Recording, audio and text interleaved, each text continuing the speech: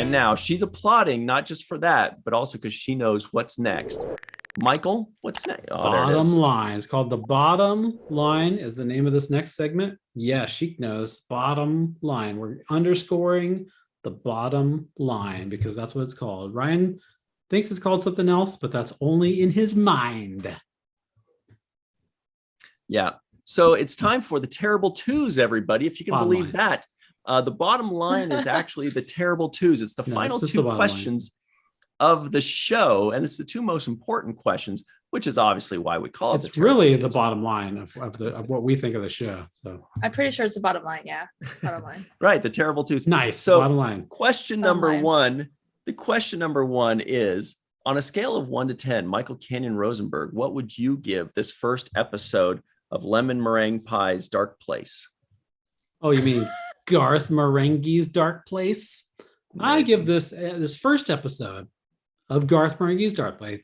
Ryan says it's brilliant. It's bloody brilliant. And I think it is also bloody brilliant. And I gave this episode an 8.8. 8. Not that brilliant. 0.8. Oh, wow. Sheik, tell Michael why he's wrong and tell us on a scale of 1 to 10, what would you give this first episode? Sorry, Michael. But 8.8? I give this movie a 6.5. See. Well, it still means I was right because I said she was going to be a plus. I said she wouldn't be a plus, but she'd be a plus. And 6.5 is definitely a plus. Well, true. Now, everybody at home, last week, somebody gave a 6.5 as well. If you want to find out what show that was and who gave it a 6.5, check out our episode number 116. It just went up last week with meteorologist Katie Nicolau, who's a 2-time Emmy nominee. So check that out. Somebody gave it a 6.5. You will find out who. I'll tell you what I give this. 6.5 hurts. I'll tell you what I give this. Well, when I watched this, as you know, I was like, okay. I mean, I'm just going to skip everything. It's a 9.8 for me. Wow. It is positively, stunningly brilliant. It did every single filmmaking silliness, but they did it in a way that was just not like where they're like, get it? See, we're being dumb. Get it? They just did it and let us watch it and catch it. And they delivered it in such a tiny, tiny, fine line to walk, to do something that's this terrible and deliberate, but make it in a way that's funny and great and brilliant. It's nearly impossible to do. And these guys did it. 9.8 from me. Wow. I can't give it a 10 because this is trash, but come on. Brilliant trash, brilliant rubbish. That's what it is. That's their punk band. Brilliant rubbish. So good riddance to bad rubbish. Mm-hmm. Question number 2.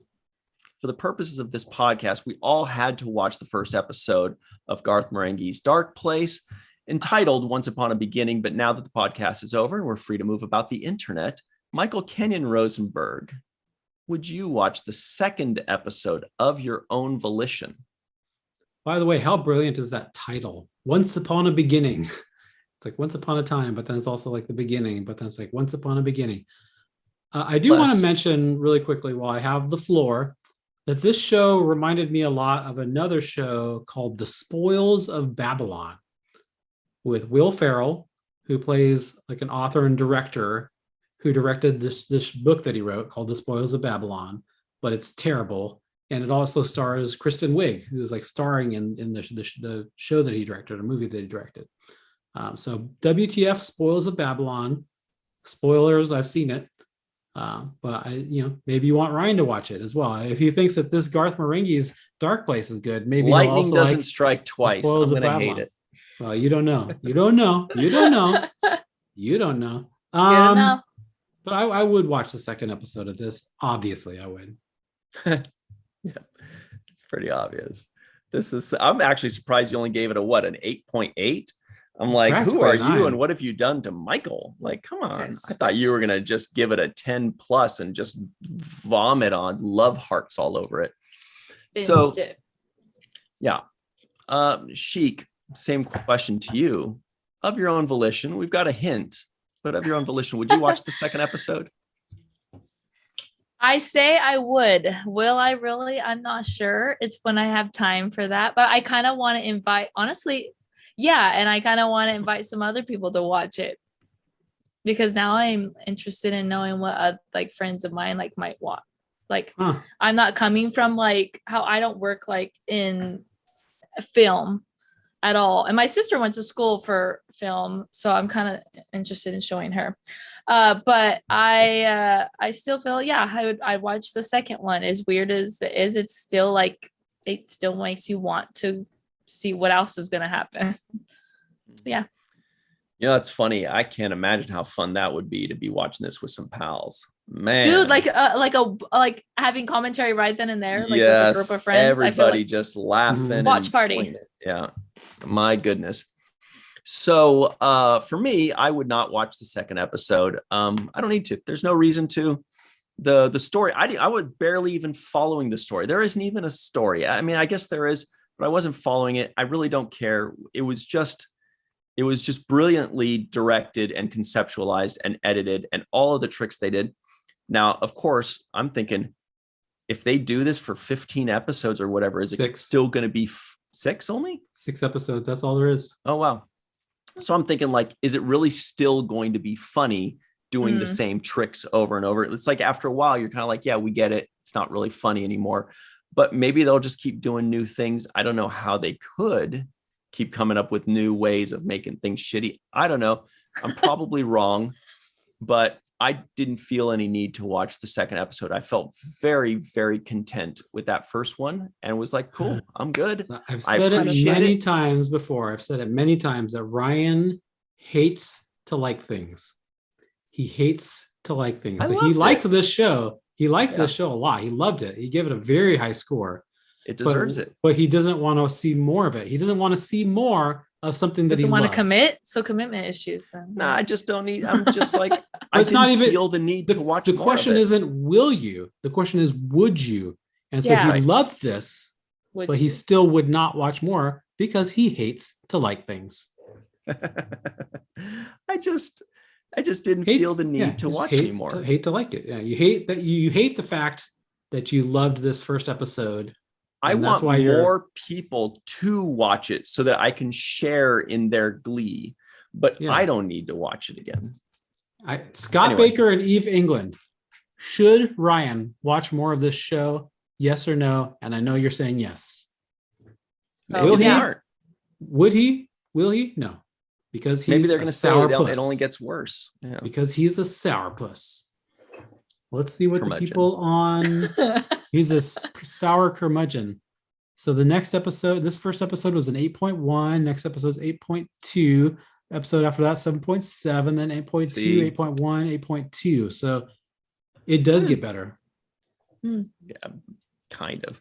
Anyway, speaking of getting better, we're going to make your day get better by ending this podcast, you guys.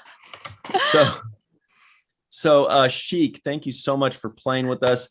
Your background, your hair, your personality is all very colorful, and we really appreciate the fun that you bring and your good energy. And we appreciate that you gave the show a 6.5 and still said you would watch it because you're an optimist. You're like, check it out. I wasn't satisfied. I have to keep waiting to see if it gets better. Yeah. Nah, it's interesting. Ryan's a sourpuss. Yeah, well, it's okay. So everybody at home, if you'd like us to review a show, in the comments below, just type WTF and the show and let us know parenthetically where we can find it. Amazon, Hulu, Peacockle, whatever. We'll check it out. Disney Plus, Paramount Plus. And I guess let us know what you think of this show. It's a definite cult classic feel. That's for darn sure. Arm tootin'. And that's about it, right, Michael? Share this with your pals. Give us a like. And go live your lives. Go make something terrible, everybody. Like, you need any encouragement to do that. You know who you are. Yeah. Everybody right now nowadays, practically. That's why I stopped. That's why I stopped. I was like, everything I make is terrible. I'm done with this.